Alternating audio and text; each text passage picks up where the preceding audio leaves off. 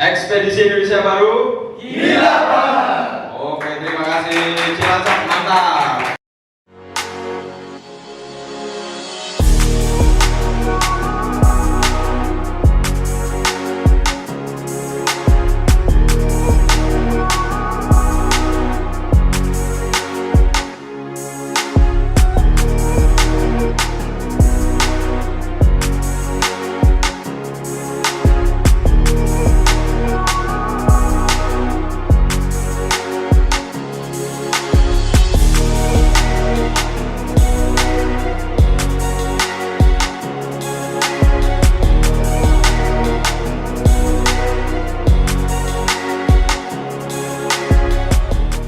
Baik, sepertinya sudah ya Mas Dandi.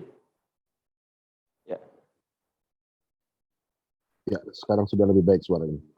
Oke, siap, makasih. Gimana kabar Mas Dandi dan teman-teman ekspedisi? Baik, terima kasih teman-teman semuanya. Kami sedang terbagi dalam 3 tim ini. Saya, Benaya, kemudian Mas Farid dan Yusuf sedang ada di lokasi yang terpisah. Cek. Bismillahirrahmanirrahim. Assalamualaikum warahmatullahi wabarakatuh.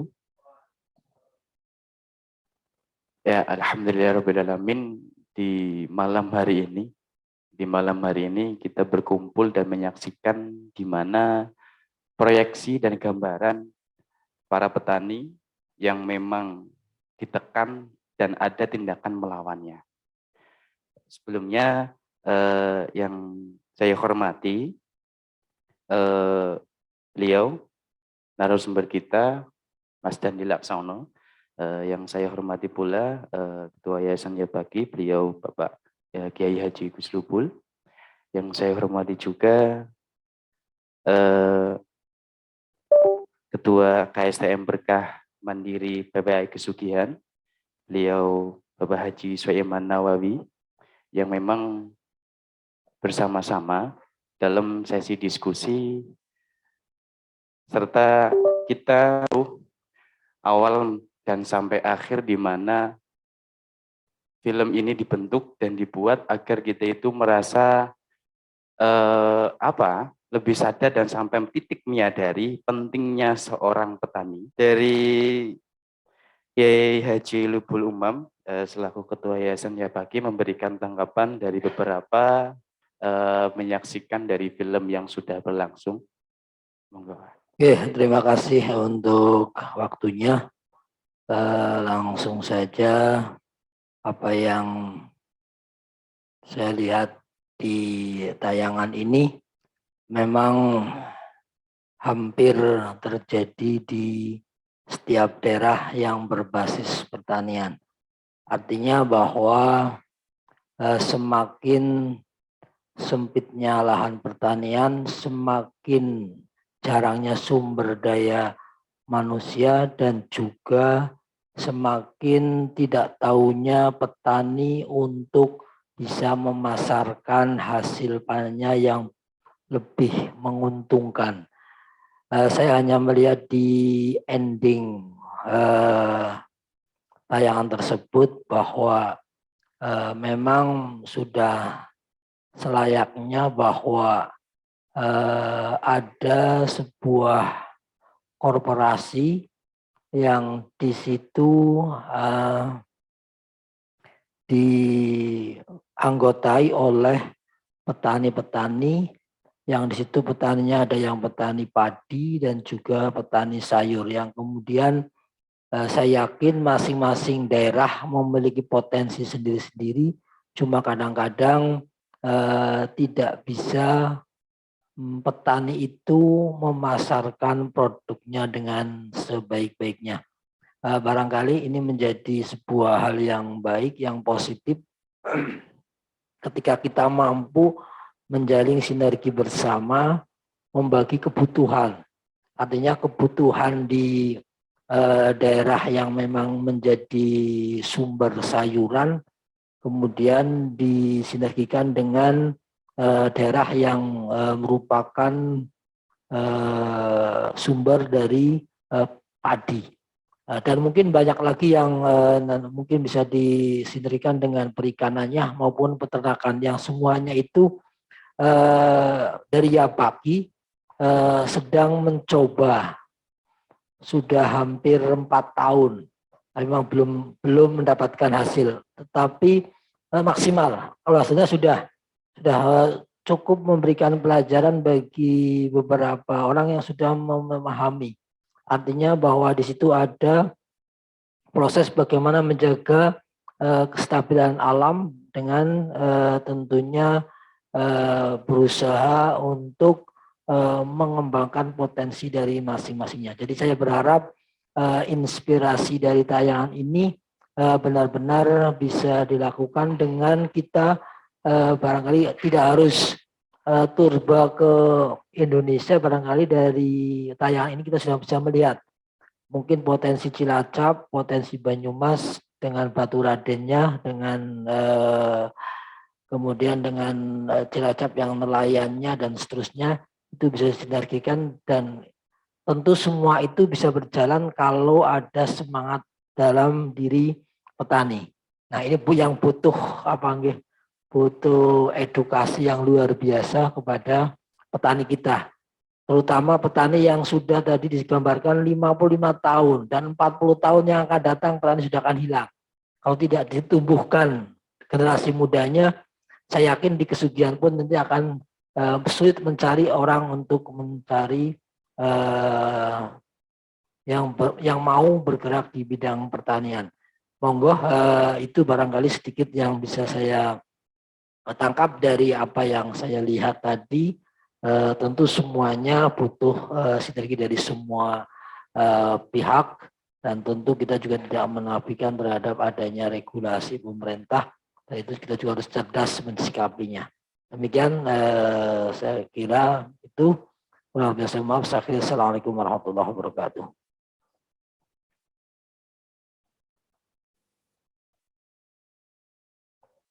Waalaikumsalam warahmatullahi wabarakatuh.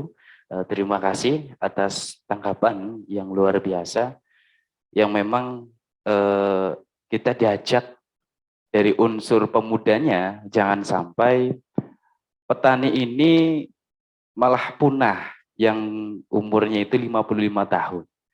Yang kita harus bergerak yang diinisiatifi oleh para pemuda agar lebih melihat dan concern untuk perihal di pertaniannya.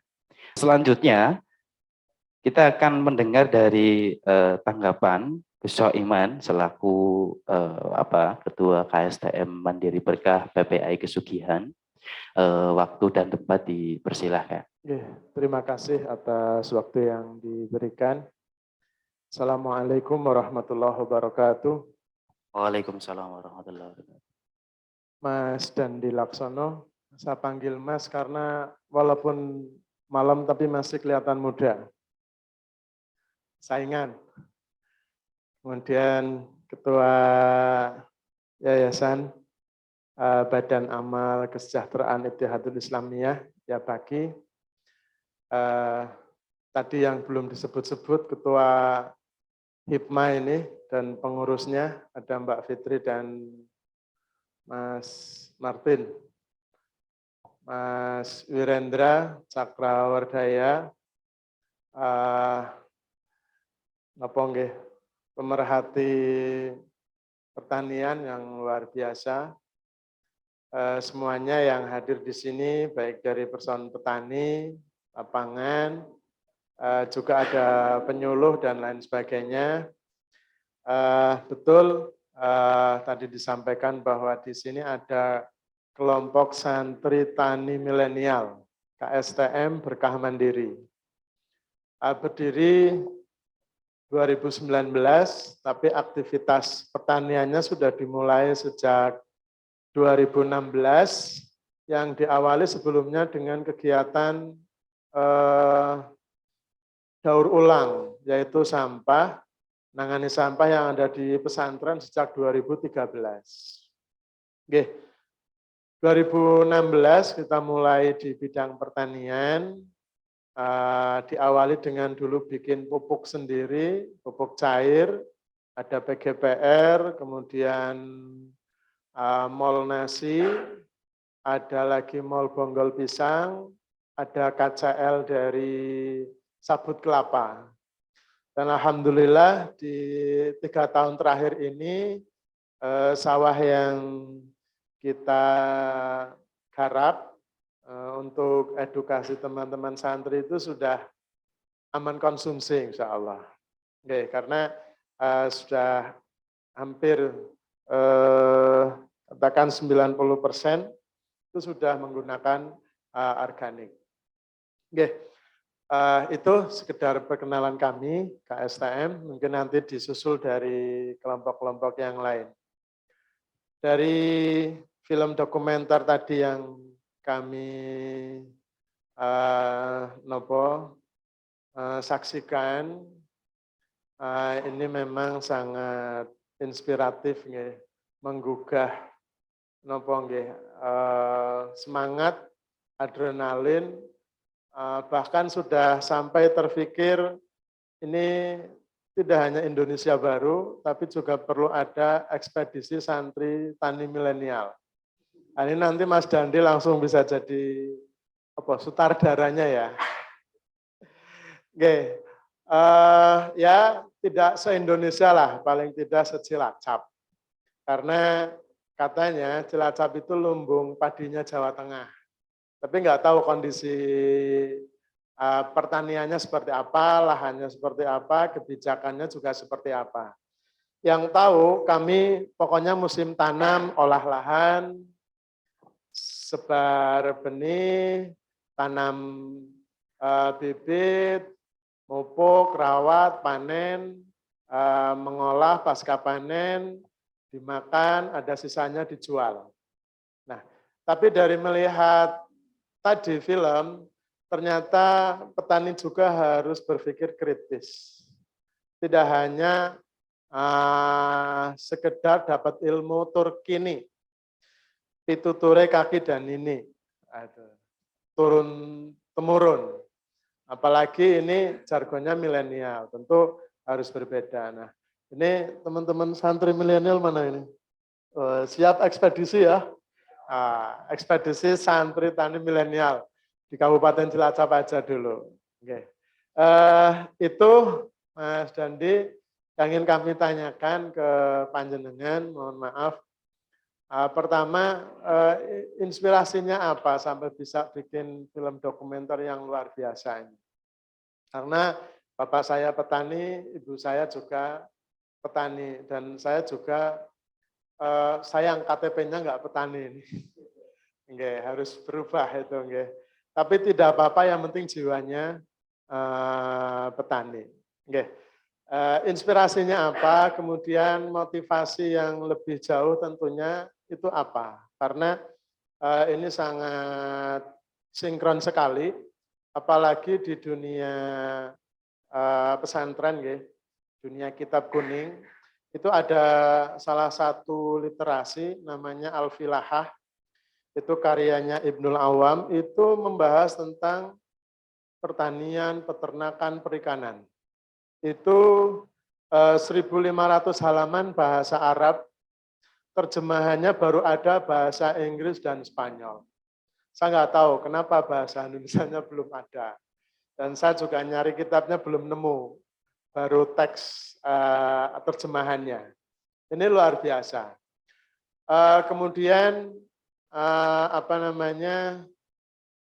panutan kita Nabi Muhammad SAW juga menyampaikan bahwa seandainya besok itu mau kiamat, tapi di tangan kita ada benih, maka benih ini suruh ditanam. Padahal besok mau kiamat. Artinya apa? Bahwa dalam menanam itu kita tidak hanya berpikir untuk diri sendiri, tapi juga yang lainnya, generasi yang lain. Kemudian dari pohon yang kita tanam itu akan banyak mengalirkan kebaikan-kebaikan dari burung yang butuh makan, dari ulat yang butuh makan, dari lalat, bahkan sampai hama yang butuh makan. Maka orang petani itu kalau bertani kan sangat arif, tidak asal basmi saja, terutama di daerah-daerah yang masih kental dengan budaya-budaya itu. Bahkan tikus saja diajak bicara. Oleh mangan ning ojo akeh-akeh, itu kan. Sisani saya yang lebih banyak daripada yang kamu makan. Saya kira itu, Mas Dandi, nyuwun ngapunten. Terima kasih. Saya akhiri. Assalamualaikum warahmatullahi wabarakatuh. Waalaikumsalam warahmatullahi wabarakatuh. Matur nuwun. Selamat malam. Assalamualaikum warahmatullahi wabarakatuh. Gus Lupul, Gus Soiman, kawan-kawan di Kafe Makosan, teman-teman panitia yang sudah menggelar nonton bareng dan diskusi. Saya mewakili kawan-kawan Ekspedisi Indonesia Baru merasakan film pertama kami diputar dan didiskusikan di Cilacap. Saya pribadi belum pernah ke Cilacap, cuma lewat-lewat saja, tapi belum pernah. Suatu saat mudah-mudahan bisa singgah. Yang kedua, saya mau menyampaikan respon atas pertanyaan Gus Soiman tadi.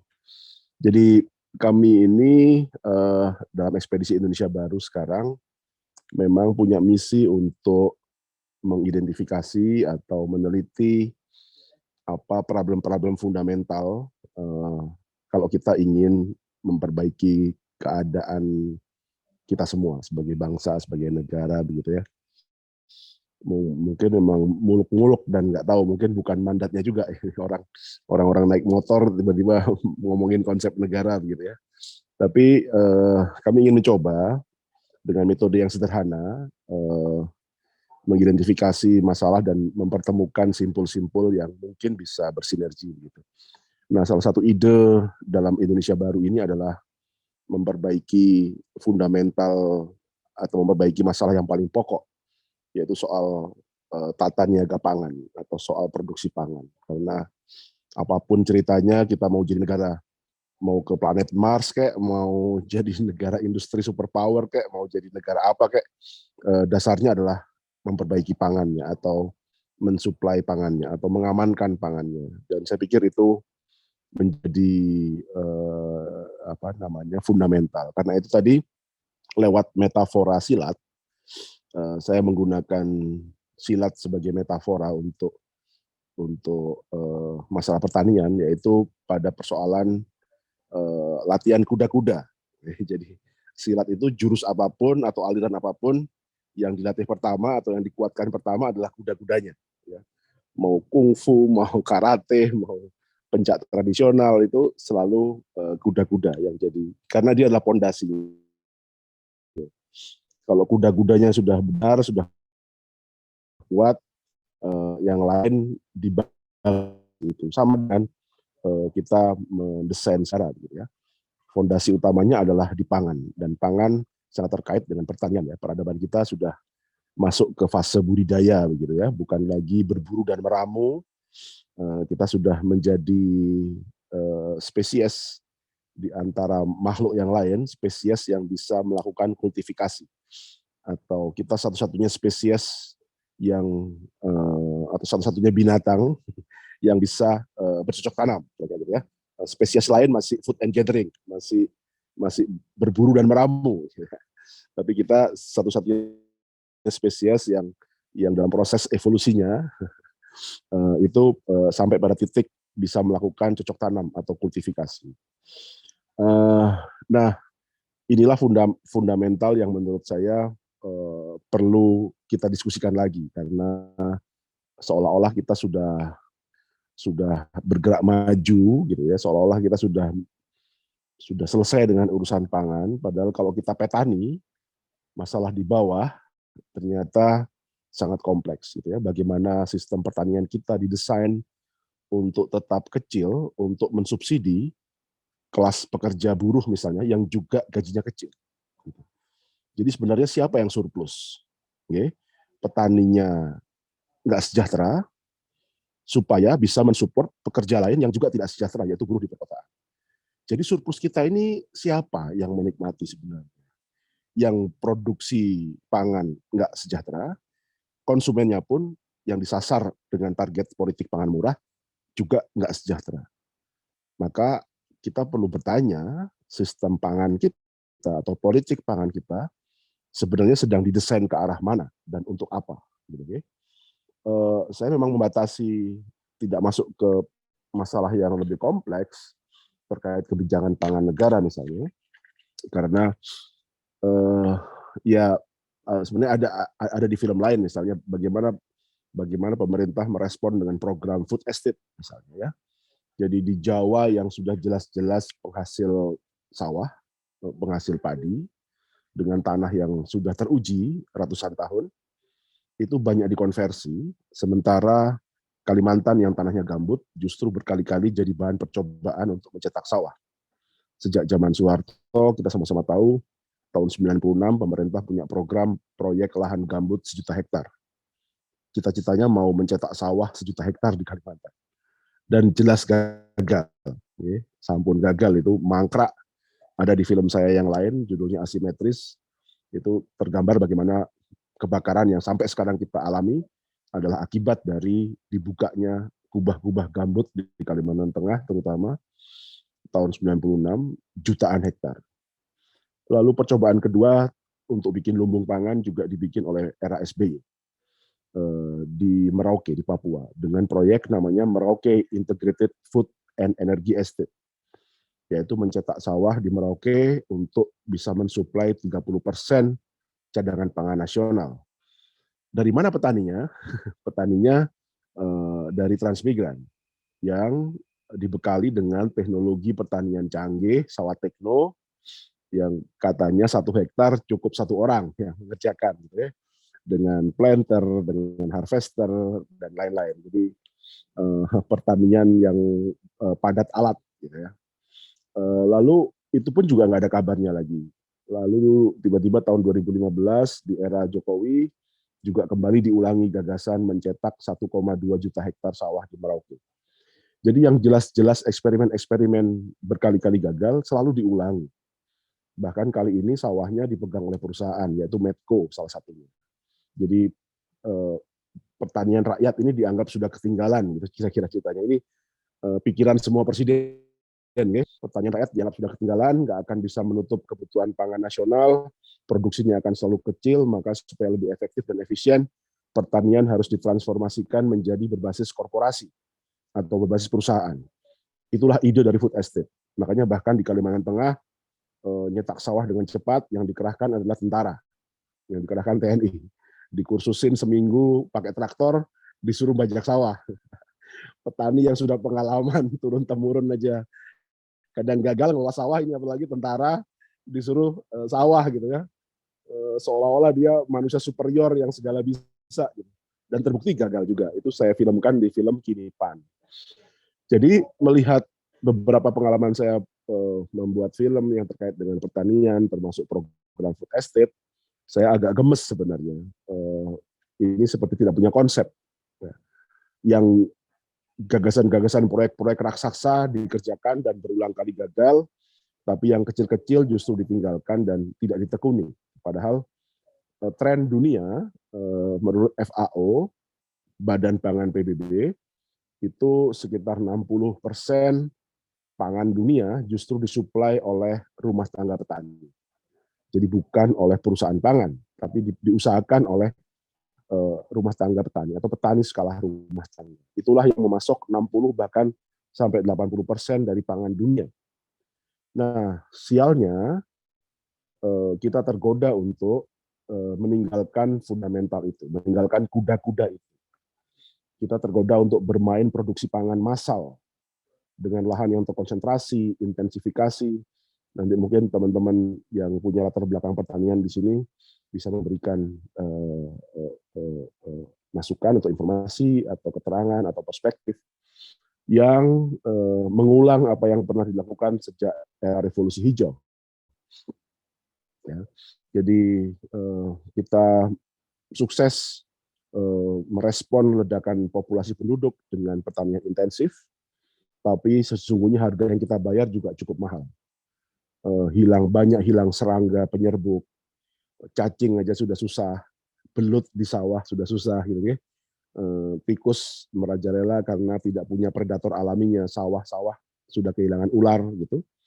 Sehingga revolusi pertanian ini atau revolusi hijau ini mengorbankan lingkungan yang sustain. Kemudian revolusi pertanian juga menimbulkan ketergantungan petani yang tinggi pada pupuk, pada input. Sehingga biaya produksi pertanian menjadi tinggi, nilai tukar petani terus turun, ya, sementara satu sisi negara dengan politik inflasinya menekan harga pangan. Jadi saya merasa film ini tentu tidak bisa menggambarkan kompleksitas masalah pertanian di Indonesia, tapi setidaknya ini memberikan urun pendapat saja supaya memulai diskusi. Kita belum bicara tentang perubahan iklim yang menyebabkan musim hujan dan musim kemarau tidak lagi bisa diprediksi. Ilmu titi mongso para petani sudah hilang, gitu, atau sudah rusak semua kalendernya. Dikiranya musim hujan sudah berakhir, kemudian berani menanam varietas seperti bengawan, ternyata sampai Juli masih hujan. Bengawannya kemudian roboh, gampang kena angin dan kena hujan, gabuk gitu ya. Jadi titen mongso ini, ilmu titen mongso ini sudah berubah. Ya. Para petani juga sudah kehilangan patokan panduan musim untuk kapan mulai menanam yang baik dan kapan menanam hal yang lain atau bahkan memilih waktu panen yang baik. Sehingga ini saya bukan petani, saya belajar dari setiap film yang saya bikin. Jadi mohon maaf kalau terdengar sok tahu, tapi kira-kira hal-hal itu yang saya kumpulkan di lapangan ketika memproduksi beberapa film, termasuk film Sila Tani Malam. Mungkin itu sebagai pengantar. Saya mohon maaf mungkin tidak bisa ikut sampai selesai, tapi mungkin saya bisa menerima satu pertanyaan dari penonton sebelum saya mohon izin, karena nanti jam 2 saya harus syuting ikut nelayan melaut kali ini untuk menyiapkan film kedua tentang perikanan. Matur nuwun, moderator. Silakan dari para audien untuk bertanya. Oh ya, ada 2 orang ini. Oh, tahu. Monggo Mas Dandi, ini ada 2 orang yang memang semangat untuk bertanya, lebih mengetahui. Ya sudah, monggo silakan. 2 orang ya Mas. Khusus untuk Kabupaten Cilacap ini Mas.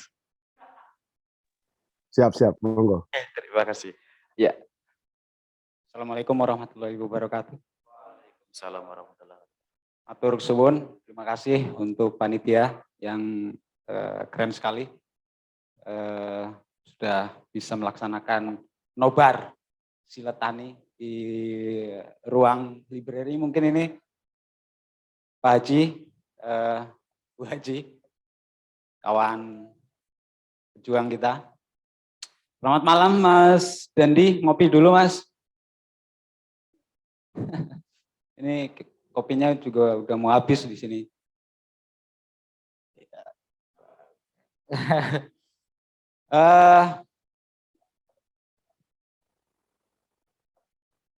Bentrokan pernah terjadi Mas Dendi di Pangalengan waktu itu? Mungkin Itu Mas, sekitar, sebelumnya perkenalkan dulu biar jelas juga. nama saya Yadi ya. Saya dari desa Mas Dendi, Desa Karangjengkol namanya. Sedikit ini ya Mas Dendi ya. Karena ini madhabnya itu kan ekologi sosial sebenarnya. Kalau kita kupas mau kemana arahannya, kalau dari sudut pandang saya itu masuknya di ekologi sosial. Dulu 2001 itu di Pangalengan pernah bentrok antara petani dan Brimob yang membela sejengkal tanah di area kebun teh. Petani mau garap tapi dihalangi oleh Brimob dan lumayan ada pendarahan di sana. Lalu kita masuk di sekitar 2008 yang sama persis seperti di film yang Mas Dandi bikin, yaitu tentang bagaimana konsumen dirugikan, produsen dirugikan. Lalu teman-teman mencoba untuk menjual konsep yang namanya potong kompas, di mana kentang dari Pangalengan itu langsung dibawa ke kota Bandung, kita langsung jual belikan. ke konsumen gitu. Yaitu sepertinya irisannya sama persis seperti yang di dokumenter Silat Tani. Kalau dulu kita pernah bahas, sebenarnya ketika saat ini kita was-was kalau nanti nggak ada yang meneruskan profesi pertanian, profesi petani, ya apa kabar orang tua kita, orang tua Mas Dandi gitu yang nak sono sekolah, jadi insinyur kayak, jadi wartawan kayak, jadi ya pokoknya PNS kerja di kantoran lah gitu. Enggak, nak monggo itu ada pacul, ada arit, bantuin bapak di sawah atau di ladang. Kan enggak gitu Mas Dendi. Dan itu terjadi dari sejak tahun 60-an mungkin. 60, 70, 80, 90 dan akhirnya angkatan 50, 60, 70, 80-an, saya di 80-an itu sedikit mengerti tentang pertanian. Kalau yang enggak kuliah atau mungkin SMK-nya di pertanian. Kan begitu. Saya sendiri, saya di Vkom. Saya ini anak Vkom, Mas Dendi. Saya kuliah di Bandung. Dan saat ini saya bertani, hanya saja mewakili sebuah institusi pedesaan namanya BUMDes, Badan Usaha Milik Desa. Dengan sedikit bekal pertanian yang pernah saya praktekkan langsung di Jawa Barat, tentu saja madhabnya adalah organik, yang tentu saja nanti arahannya adalah akan integrated, akan sebagai kita ciptakan relung-relung yang sifatnya sustainable.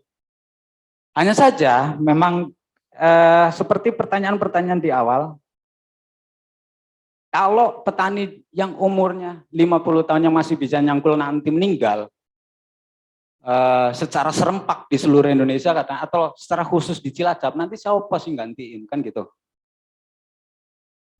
Teknis betul. Jika anak TK saat ini sudah diajarkan, itu loh pesawat, ini loh pakai komputer gitu kan. Artinya semakin anak-anak kita, cucu-cucu bapak kita itu dijauhkan dari apa yang namanya lumpur, bagaimana puradan itu bisa menghilangkan cacing-cacing dan renik-renik di tanah. Artinya kan ini bab silabus, bab kurikulum, bab SPN, bab dikti, bab apa itu yang dinamakan tujuan pendidikan di kita itu justru jauhkan anak didik ini dari apa yang seharusnya menjadi keseharian, yaitu mengolah tanah. Mohon maaf Mas, lebih terperinci lebih ke pertanyaannya. Iya, ini sebenarnya hanya oral saja Mas Dandi. Mohon maaf nih Mas. Mas Dandi sekarang posisi lagi di mana Mas Dandi?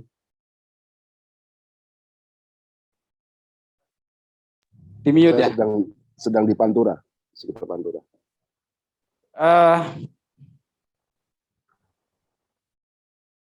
Ada kabar Indonesia itu akan mensuplai pangan dunia.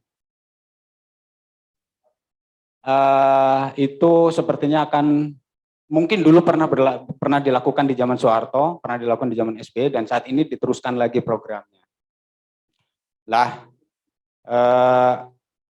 sifatnya kan mesin gitu.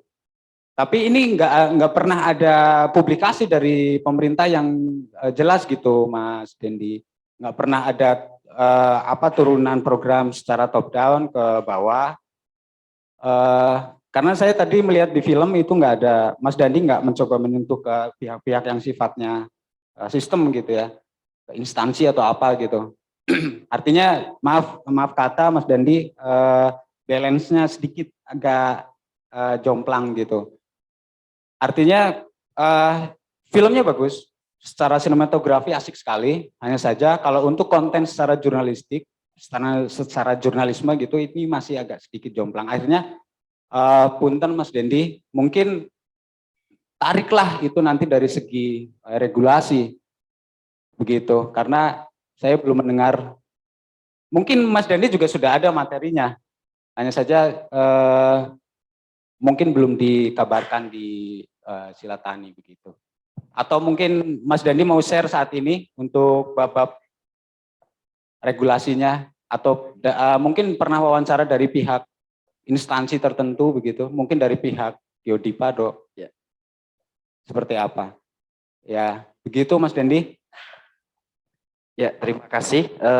Saya sedikit memberikan kesimpulan dari pertanyaannya yang dari awali dengan beberapa pengalaman serta tukar pemikiran dari Mas berasal dari Mas Karangjengkol juga.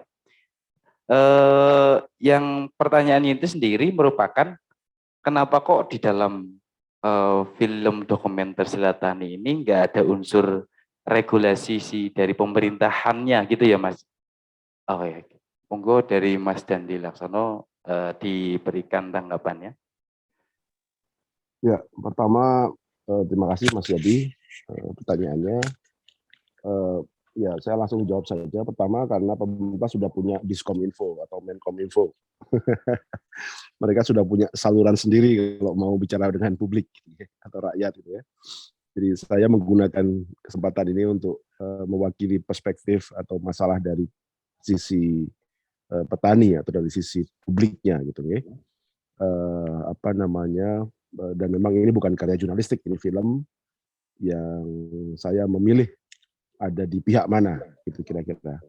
Jadi ya saya selalu menggunakan pendekatan seperti ini karena sekarang toh sudah zaman yang terbuka sehingga kita bahkan bisa berdialog dengan film gitu. Tidak harus tuntas di satu film. Jadi silakan nanti kalau ada punya versi yang lain mungkin bisa melengkapi film ini. Tapi durasi film ini saya manfaatkan betul untuk memberikan ruang kepada mereka yang selama ini tidak bisa pasang iklan, tidak bisa bayar buzzer, tidak bisa mendapat dukungan dari partai politik atau tidak bisa mendapat dukungan dari pejabat. Gitu ya. Sementara kalau pihak-pihak lain seperti Geodipa, program pemerintah atau siapapun pejabat itu mereka sudah punya ruang di media-media dan tiap hari mereka bisa muncul. Sementara kasus-kasus yang saya filmkan mungkin kurang mendapatkan tempat di media gitu ya, karena topik-topik seperti ini memang cenderung dihindari oleh media, sehingga ya saya mempersembahkan durasi film ini untuk mewakili mereka. Itu mungkin jawaban yang saya sampaikan terkait pertanyaan Mas Yadi tadi. Tapi di sisi lain memang saya tidak melihat ada konsep kebijakan yang layak didiskusikan, gitu ya. Jadi hampir tidak desain besar karena memang tidak ada cetak birunya. Ya, tadi yang saya sampaikan, misalnya respon pemerintah atas persoalan pangan misalnya adalah dengan membuat konsep ketahanan. Kalau konsep ketahanan itu bahkan pangannya bisa impor. Lalu produksinya pakai pendekatan korporatisasi petani, bukan koperasi petani, tapi korporatisasi. Bahkan mencetak tadi proyek-proyek mercusuar, ya, food estate dan segala macam. Jadi itu adalah desain besarnya dan sama sekali tidak menjawab tadi bagaimana persoalan fair trade, ya, perdagangan yang adil antara petani satu sisi dengan konsumennya. Gitu. Jadi ini diselesaikan dengan misalnya tata niaga Bulog yang bertahun-tahun tidak menyelesaikan masalah. Gitu. Jadi saya tidak merasa perlu memberikan ruang untuk membahas sesuatu yang sudah jelas-jelas yang nggak terjadi pengaruh apa-apa gitu ya. Harga patokan Bulog bahkan tidak jadi acuan begitu, bahkan Bulog sendiri tidak bisa menjadi agen tata niaga untuk fair trade tadi. Bulog justru benar-benar menjadi ya penyangga gitu ya, yang ya kalau ada kekurangan dia impor dan segala macam. Jadi tidak cukup menjadi sistem yang tadi bisa mewakili kepentingan petani juga sekaligus kepentingan produsen. Sehingga bagi saya sebaiknya kita membicarakan tentang pukulan-pukulan bertubi-tubi yang dialami oleh petani dari faktor eksternal dan internalnya, dan saya pikir mudah-mudahan ini bisa direspon dalam bentuk desain kebijakan yang lebih komprehensif ya. Cetak birunya jelas. Kita itu mau apa sih dengan kebijakan pangan kita dan terkait dengan kebijakan pertanian kita sebagai fundament ya. Pertanian tentu tidak bisa hanya dilihat sebagai persoalan pemenuhan pangan, tapi juga sekaligus konservasi, sekaligus penataan ekosistem, sekaligus bicara tata ruang, bahkan politik demografi. Misalnya. Jadi kalau misalnya kita bayangkan proyek food estate di Merauke itu benar, katakanlah 1 hektar benar bisa dikerjakan 1 orang dengan full mekanisasi, berarti butuh 1,2 juta tenaga kerja, karena 1,2 juta hektar. Penduduk Merauke saja cuma 300.000. Jadi dari mana kita mendatangkan 900.000 sisanya gitu. Pernah ada survei dilakukan UI, disurveilah petani-petani di Indramayu, sebenarnya buruh tani ya yang nggak punya tanah gitu, mau disurvei mau nggak pindah ke Merauke untuk nggarap sawah gitu. Di Nrekang ya di Sulawesi Selatan, jawabannya mereka nggak mau. Jadi kalaupun mereka mau, masalah pangan tadi mungkin terselesaikan, benar ada 1,2 juta sawah bisa dicetak, tapi kemudian menimbulkan politik demografi baru. Karena tiba-tiba di Merauke, di Papua, ada 900.000 populasi baru orang luar Papua. Anda bisa bayangkan proses benturan sosialnya ketika benar ada proyek sawah 1,2 juta hektar dengan 900.000 pendatang baru, yang jumlahnya berarti 3 kali lipat dari katakanlah orang yang ber-KTP Merauke. Tentu ini mungkin menyelesaikan persoalan pertaniannya, tapi menimbulkan ekses lain. Nah, cetak biru ini ya menurut saya tidak hanya bicara soal pemenuhan pangan, karena kalau soal pemenuhan pangan impor juga selesai, gitu ya. Kita serahkan kepada Delta Mekong gitu untuk menyuplai beras kita dari Thailand, Vietnam atau Laos gitu ya. Mungkin selesai gitu. Tapi persoalannya bukan itu. Jadi itu mungkin Mas Yadi, film ini memang tidak komprehensif tadi, sekali lagi menjawab banyak persoalan, tapi mudah-mudahan bisa memulai mendiskusikan dengan lebih komprehensif, karena saya juga bicara tentang perubahan iklim yang mempengaruhi petani, konflik lahan, persoalan agraria, tata ruang, pencemaran lingkungan, ekonomi pertaniannya, gitu ya. Jadi memang terlalu muluk sebenarnya, tapi itu pun juga tidak terlalu komprehensif. Tapi ya tadi tujuannya memang film ini tujuannya untuk memantik diskusi. Matur nuwun. Saya boleh izin atau masih ada satu lagi? Moderator? Satu pertanyaan lagi, Mas. Selamat malam, Assalamualaikum Mas Dendi dan juga tim dari Ekspedisi Baru. Salam kenal, saya Martin Trisantoso dari MAOS ya. Saya bilang terima kasih juga dengan teman-teman dari Santri untuk bisa adakan acara pada malam hari ini. Sedikit review ya, kalau Mas Dendi ini juga saya termasuk fans kayaknya. Terakhir Mas Dendi bikin Endgame itu kan, saya 2 kali demo di KPK juga Mas Dendi ya, waktu itu. Bareng teman-teman pemuda Muhammadiyah, saya 2 kali ke KPK. Akhirnya juga ngikutin yang karya Mas Dendi terkait Endgame.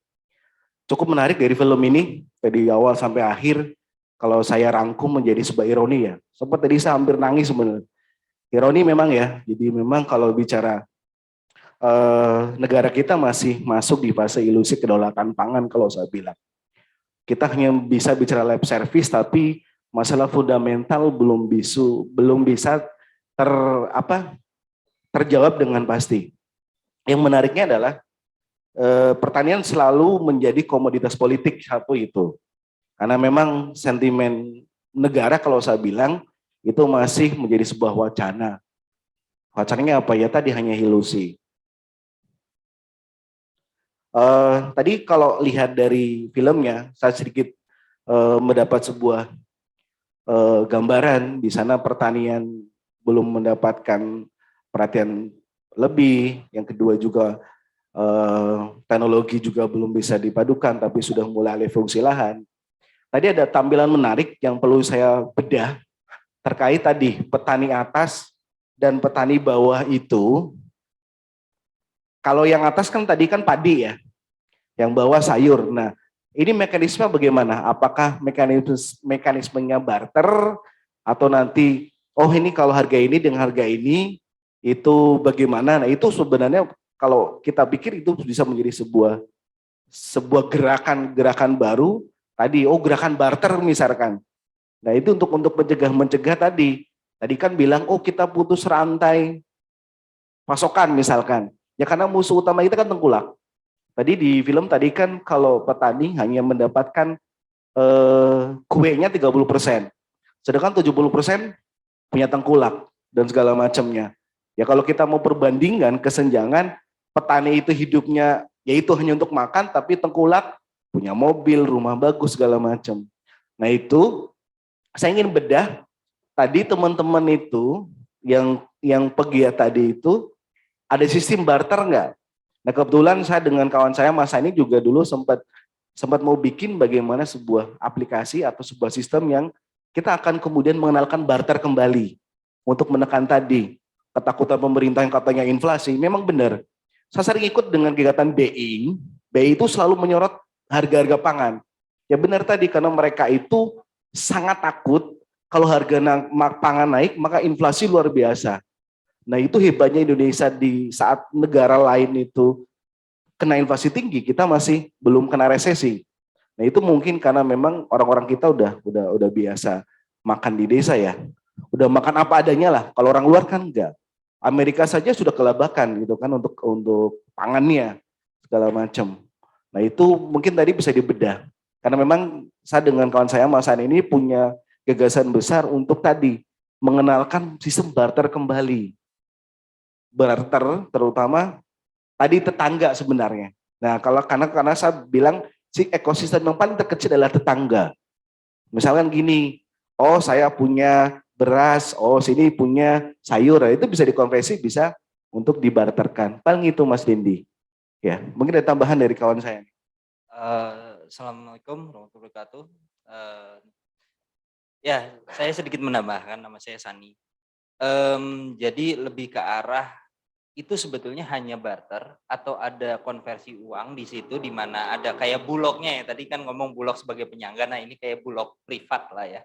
Bisa dibilang gitu. Atau hanya secara spontan beras 1 kilo saat itu tuh ada yang mau nuker misalnya kentang setengah kilo atau seperti apa. Itu sebetulnya yang saya sama Mas Martin dulu sempat mau bikin, cuman kita terhenti karena kita stuck di situ. Terima kasih. Monggo Mas Dandi. Ya, baik, matur nuwun Mas Martin.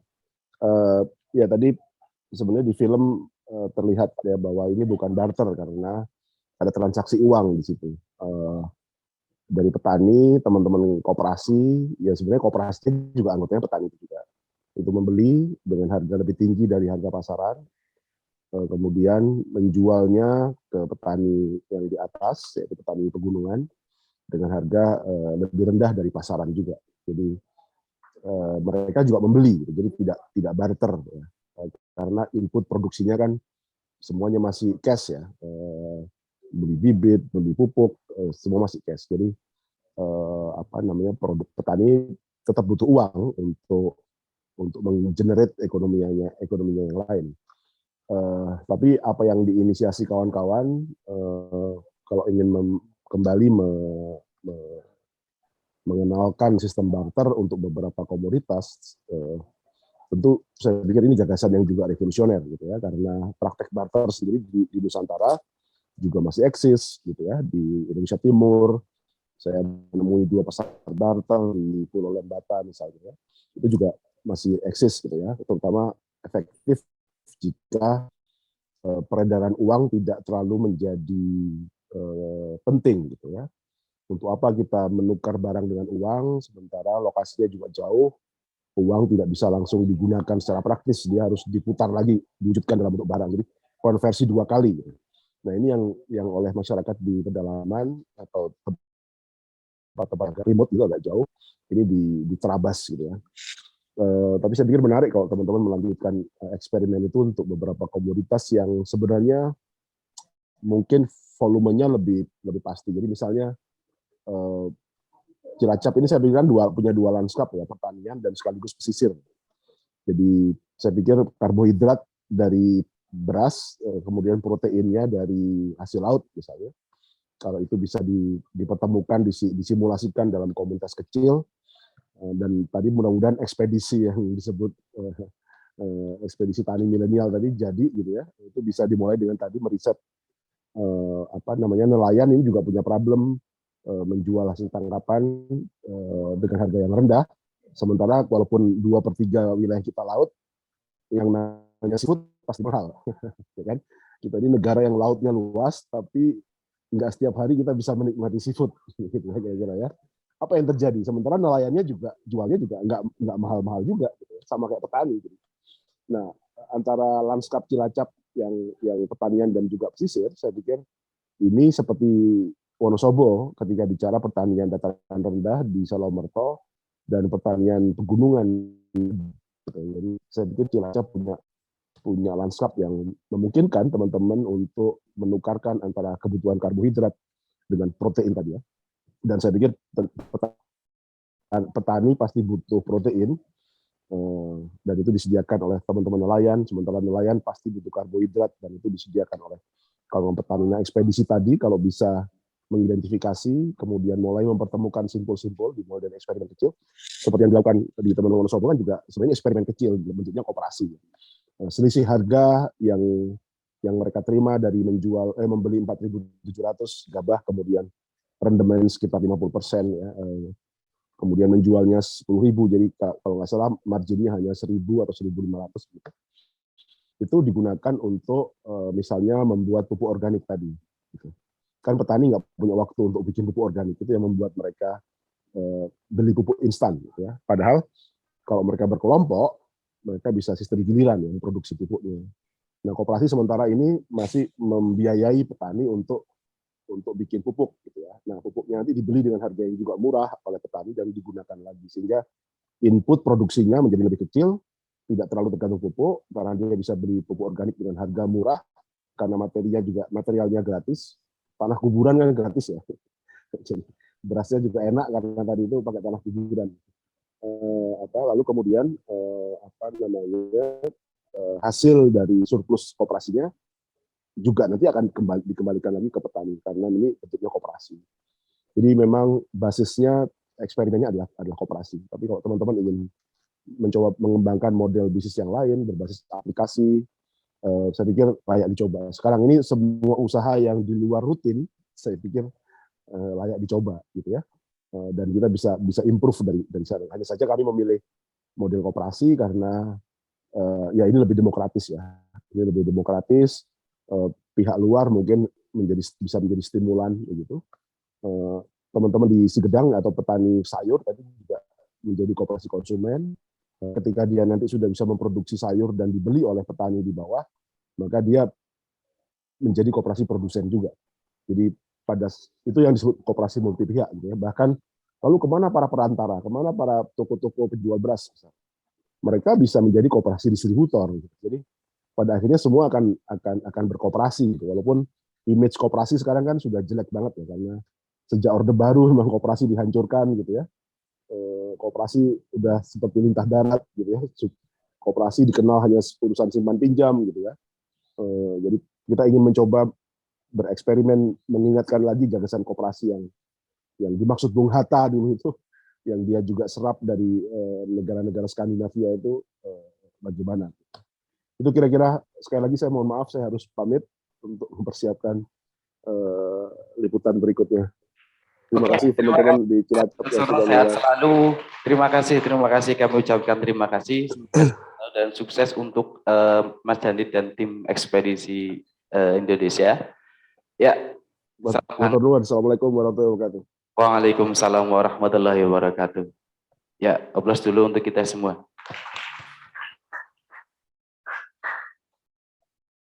Oke. Dalam diskusi kali ini kita sampai ke penghujung di mana kita sudah diberikan alhamdulillah kita dapat wawasan serta pengetahuan serta kita dapat membuka cakrawala pikir kita untuk menyikapi bagaimana jejak rekaman serta bentuk realitanya keadaan petani di Indonesia itu sendiri yang tergambarkan dengan beberapa wilayah yang menjadi titik sorot percontohannya. Yang dalam kesempatan kali ini saya akan memberikan closing statement yang memang dari awal sampai akhir jangan sampai 40 tahun ke depan petani mengalami kepunahan. Mari para pemuda bergerak dan tergerak secara masif untuk keberlangsungan ketahanan pangan di Indonesia. Hidup petani!